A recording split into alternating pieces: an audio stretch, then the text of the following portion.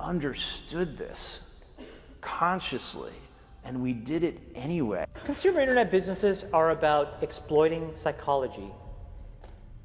And that is one where you want to fail fast because, you know, people are unpredictable, and so we want to psychologically figure out how to manipulate you as fast as possible and then give you back that dopamine hit. We did that brilliantly at Facebook. Instagram has done it, WhatsApp has done it, you know, Snapchat has done it, Twitter has done it. So there are great examples. WeChat is doing it. There are great examples of failing fast is the right path to exploiting psychology of mass populations of people. I feel tremendous guilt. I think we all knew in the back of our minds, even though we feigned this whole line of like there probably aren't any really bad unintended consequences. I think in the back, deep recesses of our minds, we kind of knew something bad could happen. But I think the way we defined it was not like this. Turn it off. That's what I would say. It's hard for young people now because they're hooked. They're addicted. If you don't think you're addicted, and I'm talking about anyone, from the highest to the lowest, if you don't think you're addicted, then see if you can turn it off for a week. It got quiet in here, didn't it? Didn't it get real quiet? It's a tool, so we should use it. God has blessed us with free will. Now it's free will magnified, free will on steroids. You're free to go in any direction you want. It will allow you, and it's not the enemy.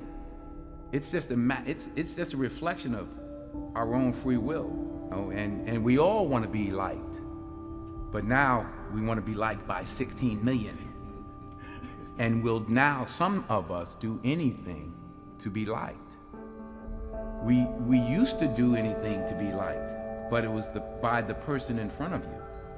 Now it's to be liked by 16 million people that you don't know.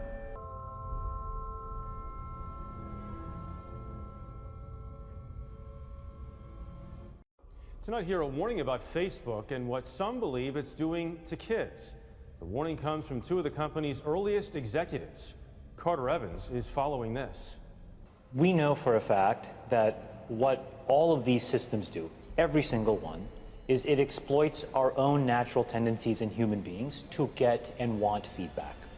And that feedback, chemically speaking, is the release of dopamine in your brain.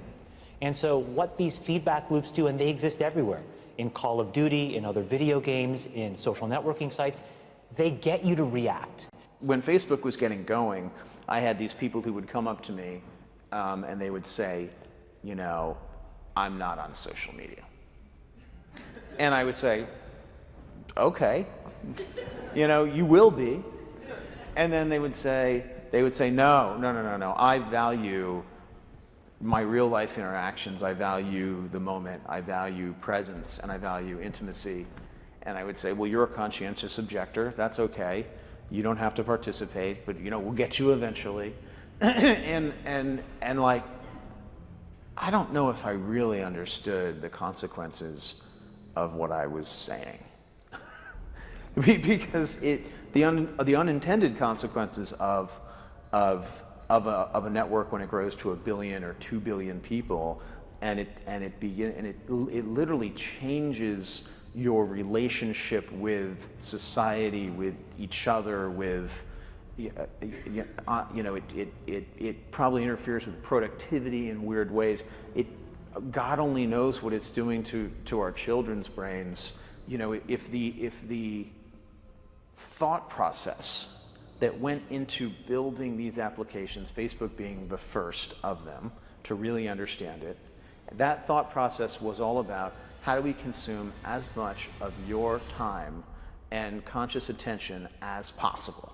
And that means that we need to sort of give you a little dopamine hit every once in a while because someone liked or commented on a photo or a post or whatever. And that's going to get you to contribute more content, and that's going to get you, you know, more likes and comments. I mean, it's a social validation feedback loop that it's like it's exactly the kind of thing that a hacker like myself would come up with, because you're exploiting a vulnerability in human psychology. It literally is a point now where I think we have created tools that are ripping apart the social fabric of how society works. That is truly where we are. And I would encourage all of you, as the future leaders of the world, to really internalize how important this is. If you feed the beast, that beast will destroy you. If you push back on it, we have a chance to control it and rein it in. And it is a point in time where people need to hard break from some of these tools and the things that you rely on. The short-term dopamine-driven feedback loops that we have created are destroying how society works. And I don't have a good solution. My solution is I just don't use these tools anymore. I haven't for years. It's created huge tension with my friends, huge tensions in my social circles. If you look at my Facebook feed, I've posted maybe 2 times in 7 years, 3 times, 5 times. It's less than 10. And it's weird. I guess I kind of just innately didn't want to get programmed. And so I just tuned it out. But I didn't confront it. And now to see what's happening, it really bums me out. It's a really, really bad state of affairs. And we compound the problem, right? We curate our lives around this perceived sense of perfection because we get rewarded in these short-term signals, hearts, likes, thumbs up, and we conflate that with value and we conflate it with truth.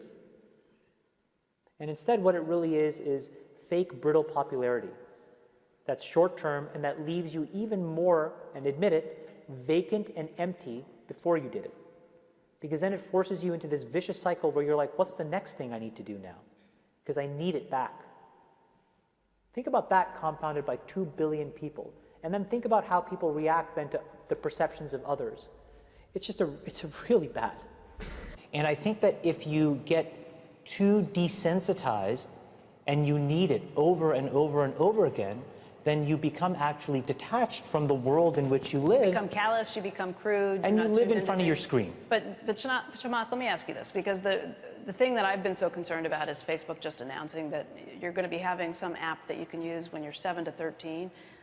I mean, it's one thing for us to be doing this, but to be hooking your kids on something that you're describing as a dopamine fix at that age, that's crazy. So look, I think in the case of Facebook specifically, I think they have probably done more than any other company, quite honestly, to try to fix it because of all of the companies, and I've seen them all up close. They're the most, frankly, to be very blunt and honest, the best run and the most technically sophisticated. But they're also emailing me if I haven't logged onto Facebook for a while saying, hey, did you see the post from so-and-so? Did you see the post from so-and-so? Trying to lure you back in. And again, we can make those decisions as adults, but as children, that is a different... Well, I think the product, and I don't know it quite honestly in as much detail as I should, but I think the way that product works, because of privacy laws in the United States, you actually have to get parental permission. The point, though, is, and what you're bringing up is, I think, is the most important thing.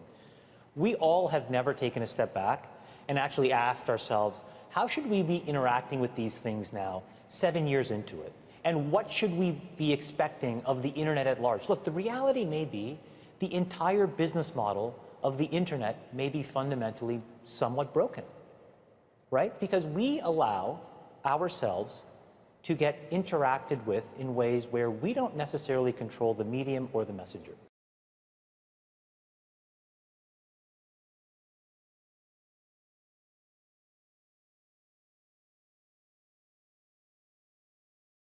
It may mean that we all collectively need to figure out, not just individuals, but also the companies, also governments, quite honestly, how different business models need to exist so that we can actually divorce ourselves from how this stuff is working. What goes on